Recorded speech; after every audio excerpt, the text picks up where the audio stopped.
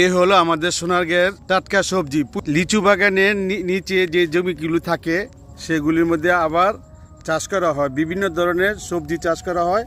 এটা হলো আপনার পুঁই শাক, দিকে আছে আবার লাল শাক। আজকে আসলে ভিডিও করতে আসছিলাম অন্যভাবে, কিন্তু হঠাৎ করে কাকার সাথে দেখা হয়ে গেল, এই জন্যে রাত্র হয়ে গেছে, তারপর একটু ভিডিও করলাম।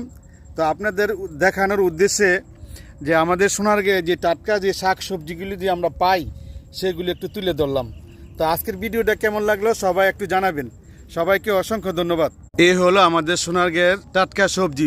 লিচু বাগানের নিচে যে জমিগুলো থাকে সেগুলির মধ্যে আবার চাষ করা হয়, বিভিন্ন ধরনের সবজি চাষ করা হয়।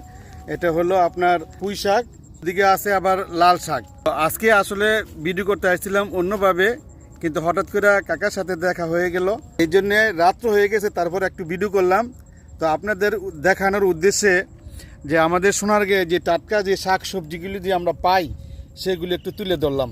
তো আজকের ভিডিওটা কেমন লাগলো সবাই একটু জানাবেন। সবাইকে অসংখ্য ধন্যবাদ।